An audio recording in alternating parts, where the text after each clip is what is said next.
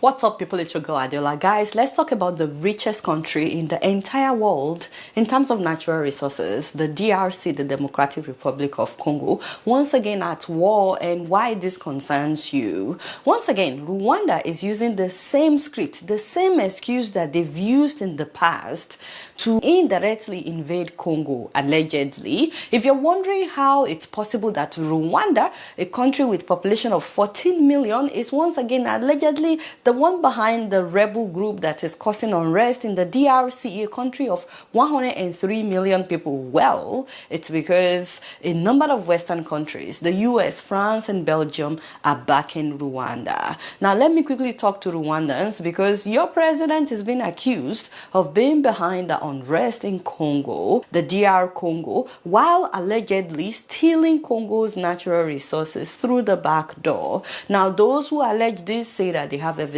by the way, and we'll get to that later. Rwandans, please move closer. We get it. We get it that you love your president. He has transformed your country. You are always, and I mean always, defending him each time someone says something about your president that you don't like. But before you defend him this time around with what is happening in Congo, I think you should at least know what some people are saying with evidence, not me, of course, who am I, about the role of your president, the role of your government in the new war that is taking place right now next door to you in Goma. That is North Kivu province of Congo. Now, we know that the problem started when the map of Africa was drawn by Europeans. I mean, they have people that did not necessarily want to be a country. They drew the map and they had them together as a country. They drew lines that placed the Tutsis into different countries. That is Kagame's tribe, by the way. So you have Tutsis in Rwanda, you have them in Congo, you have them in Uganda,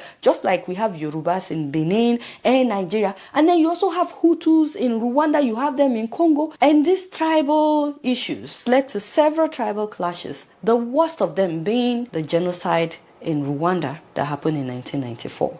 But it didn't stop there. Guys, since that genocide in 1994 that killed 800,000 people, Rwanda and eventually the M23 rebels have invaded the Democratic Republic of Congo a number of times now, always in the name of going after the Hutus, the perpetrators of the genocide that happened in 1994. For how long would we invade another country in the name of this? Killing millions of Congolese people. I mean, more than 5 million Congolese people died during the Second Congo War alone. And many people will say that that is a conservative estimate. 9 African nations and approximately 25 armed groups were involved at that time, making it one of the largest wars in African history. Now, Kagame has consistently denied being involved, but the UN has several evidence to prove otherwise. Now, this new war that just started last week has already claimed the lives of at least 2,900 people, according to the UN, and they said that the number will go up. In their defense in Rwanda, and you will hear Kagame say this a lot, they are saying that the FDLR, that's the Hutu rebel responsible for the Rwandan genocide in 1994, they are saying that they are still active in eastern Congo, attacking Tutsis in Congo. In fact, the M23 is saying that they are invading Congo in order to go and protect the Tutsis in Congo. They said that the Tutsis are being marginalized in Congo.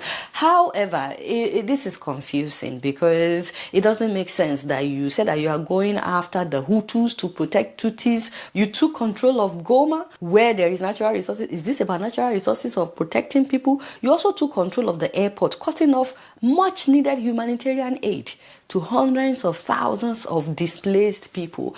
How is that protecting the Tutsis? Now, keep in mind that some of the people that have been killed in Goma in the last 1 week are soldiers, but not just soldiers from Congo. You have soldiers from other countries fighting with them to protect them. 14 South African soldiers have been killed in this conflict, and that one alone is already causing tension between Rwanda and South Africa. Both presidents are going at each other right now. But not just soldiers have been killed. You have children. Children were killed in this conflict. Children, young boys and girls, babies, infants. You have women, you have pregnant women being killed. Innocent men just trying to protect their wives and children are being killed. You have bodies on the streets of Goma in Congo. Some people say that about 500,000 people have been displaced, but some believe it's up to 2 million people that have been displaced right now. Meanwhile, since last year, despite the fact that your president has repeatedly denied any involvement, the UN said that they have photographs, that they have drone footage, they have video recordings, they have testimonies and intelligence to back this claim. First of all, they said that they have evidence that Rwandan military officers often visited the M23 rebel camp where they are being trained at a hilly terrain not far from Rwanda's border. They also mentioned Sultani Makenga, who fought for Kagame in the early 1990s in Rwanda, is now the M23's military chief, and that he attended some of the passing out ceremonies of 3,000 new recruits that joined in October of 2024. And then the UN estimated that between 3,000 and 4,000 Rwandan army troops are on the ground in the DRC. So let me ask this directly, Mr. President. Today, on the 3rd of February, does Rwanda currently have any troops at all in Eastern DRC? I don't know. You're the commander-in-chief. Yeah, there are many things I don't know. They also said that the advanced weapons that the M23 rebel is using is not available to any of the other numerous armed groups that are operating in eastern Congo, and that they were supplied by the Rwandan government. For example, Rwandan forces and the M23 allegedly fired 122mm rocket hitting displacement camps. This means they are shooting at refugees. How is that protecting the interest of the Tutsis? The M23 is also using anti-tank guided missiles made in Israel. And they're using technology to interfere with GPS. They were able to stop Congolese army from flying the drones that they acquired from China. So Congolese army is buying drones from China and they're able to stop them. They are jamming their GPS signals. They're basically saying, how is a rebel group able to afford all this? And of course, President Kagame has dismissed all these UN reports. He wants everybody's attention to focus on the activities of the FDLR. Again, that's the Hutu rebel group that was responsible for the genocide that happened in Rwanda in 1994. He is saying that their presence in Congo makes Congo an unsafe neighbor.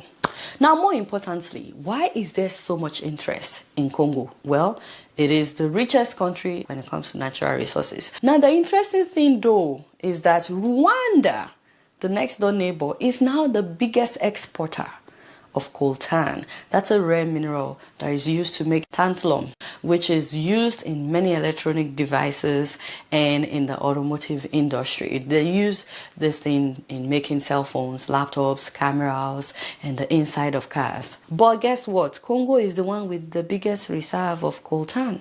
But Rwanda is the biggest exporter, and people are like, how come Rwanda is the biggest exporter of something that belongs to its neighbor?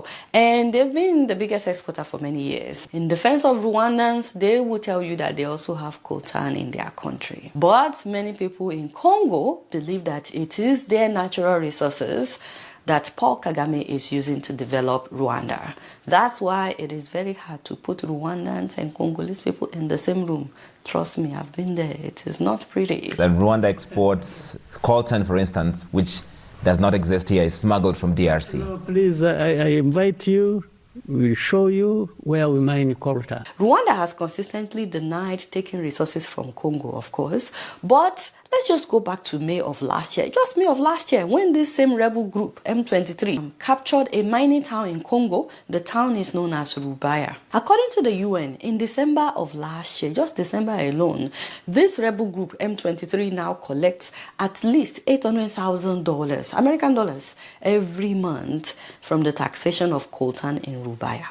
And not just that, they ensure that around 120 tons of this coveted mineral is being sent directly to Rwanda every 4 weeks, every month, 120 tons. In fact, the UN have satellite images to show that a road was widened in September of last year, after M23 took over there, on the Congolese side of the Kibumba border in order to allow access for heavy trucks to carry natural resources into Rwanda. So they are basically carrying resources from Congo to Rwanda every month. That is just since May of last year, which is conflicting because the M23 rebels claim to be fighting for Tutsis in Congo, but they are allegedly taking resources through the back door into Rwanda. Why should you care about Congo, a country that has been exploited for ages? Besides the fact that this has caused a humanitarian crisis for hundreds of thousands of Congolese people,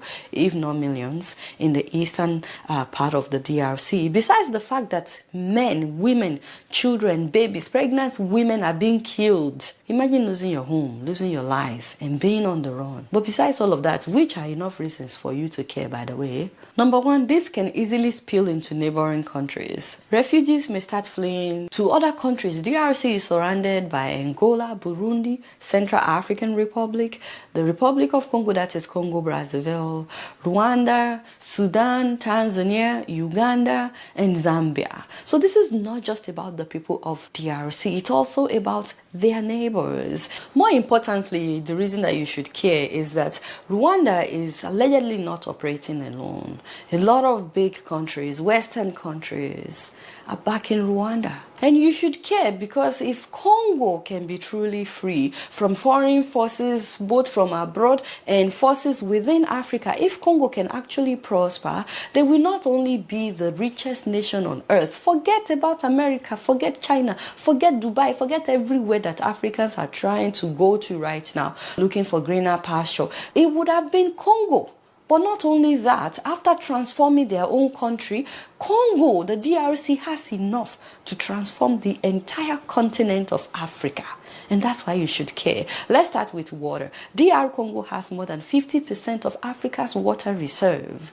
Their water resources and hydropower in the DR Congo is valued at over 40 trillion American dollars. So much so that South Africa, Nigeria, Guinea, Angola, and other countries as well as China came together in agreement with Congo in 2013 to build the largest hydropower project in the world, generating more electricity than China's Three Gorges Dam, making it the largest power station globally. It's called the Congo River Grand Inga Project, with a potential capacity of 45,000 megawatts. To put this in perspective, the Grand Ethiopian Renaissance Dam that they are building in Ethiopia, that huge dam, is expected to generate 5,000 megawatts of electricity. The one in Congo will generate 45,000 megawatts, capable of supplying 40% of the whole of Africa's electricity needs. This was supposed to be done by 2018, by the way. Guess what? It has not even started. The unrest in Congo, as well as the corruption in Congo, is affecting us as a continent. Imagine by now, we shouldn't have electricity problem in all of Africa. Not that Congo will power all of Africa, but just imagine if they could power 40% of Africa. And then if the rest of us would get our acts together, we shouldn't have electricity problem right now in Africa. Also, while the population of Africa is 1.3 billion, do you know that Congo, the DRC, has the resources to feed 2 billion people? Because they get about 8 months of rainfall. They have abundant rivers, lakes, wetlands, and the DRC has more available farmland than any other country in Africa. The DRC has the potential to feed 2 billion people, which means that we can trade within ourselves in Africa. We don't have to import food from outside of Africa. We can buy and sell food within Africa. When you combine that with what we have in various African countries, Africa should be the one supplying the world with food. Now, besides all of that, there are untapped natural resources in the DRC are estimated to be worth $24 trillion. Although some scholars will say that is a conservative estimate, that is actually worth up to $35 trillion. And we don't even need to dig these resources. If they just focus on producing food and electricity, the DRC will prosper. Unfortunately, these resources are what a lot of invaders are after in Congo. But there is enough to go around. They have enough to transform Congo and still sell to others. But many people are interested in stealing it while making sure that the owners of the resources have no peace. Do you know how many people have been killed in the DRC. Between 1988 and now, official report says 6 million, but Congolese activists will tell you it's up to 12 million. Now that's double the population of Ireland or Norway. It's way more than the population of Greece. It's more than the population of the whole of Togo, or the whole of Sierra Leone, or the whole of Liberia. It's more than Gambia, Gabon, Botswana, Eritrea put together. That's the number of people that have been killed in the DRC just between 1998 and now, primarily because of their natural resources. And let's not forget that Belgium also killed at least 6 million people in this same country because of their natural resources. I made a video about Patrice Lumumba, by the way, the first Prime Minister of Congo. I'll put the link in the description so that you have a better understanding of the conflict that is happening in Congo. So besides all those killings, we now have another war. The rebels said that they've ceased fire, but there are several reports that they are still killing people. And they also threatened to march all the way to the capital of the DRC, Kinshasa. Now this brings me back to my initial question. For the people of Rwanda, why are you silent in the face of this injustice going on next door? When will you lend a voice to your neighbors? The people of DRC have been protesting for years. Last week, the protesters attacked several embassies in Kinshasa. They attacked that of France, Belgium, Uganda, Kenya, and the US, countries that they believe are benefiting from their exploitation, and countries that they believe can speak out for them and they are not. But they also especially attacked that of Rwanda. We can't even remember the last time that there was protest in Rwanda. We know that there's no freedom of expression in Rwanda, even though it's a beautiful country and all. People cannot just protest or say anything about the government. But just because things are running smoothly in your country, you cannot be silent about what people are going through next door. Now, if you're not Rwandan and you're wondering how you can help, the people of Congo, the people of DRC are saying you can do one of 5 things that you can demonstrate at a Rwandan embassy, wherever you are in the world. They are saying that you should support the Don't Visit Rwanda campaign that is going on right now. They said that you can write a letter to the government of Rwanda. They are saying that you can donate to Friends of the Congo's emergency relief effort, and that you should spread the word about what is happening in the DRC. I'm really hoping to hear from Rwandans about what is happening in the DRC. Please don't just defend your president if you are intending to, but speak about all this evidence, speak about what is happening right now next door. Also, if you're not from Rwanda, please let me know what you think about this, and please do me a favor, pay attention to what is happening in the DRC, because whether you know it or not, it is affecting us as a continent. If Congo is not free, we all are not free. Please put something in the comment section. Let me know what you guys think about what is going on in the DRC. Now, for those admiring my necklace and my earrings, I know you've been admiring it all day. As usual, this is from Ice and Gold in Atlanta, and they've started their Valentine's Day sales, 10% off if you use my promo code Adiola Oshe. Also, if you buy jewelry worth $150 this month of February, you will get a free necklace. You can choose either gold or diamond, and this is the necklace that you'll be getting. It is worth $69. Now that is on a first come first serve basis. It is not guaranteed that everybody will get it. Those who order on time, they will be getting that free necklace. They have limited amount of it. The necklace is $69. This earring is $49. The ring is $39, I think. Please go on their website to confirm. Thank you so much, guys, for watching all the way to the end. Sorry that it's such a long video. Please subscribe if you're yet to, and shout out to my new subscribers. I really appreciate you guys. All right, y'all, it's been real, and I'm keeping it right up in here. Don't forget to follow me on Facebook, Twitter, that's X, Instagram, and TikTok. Until next time, I'm gonna see you later. Peace out.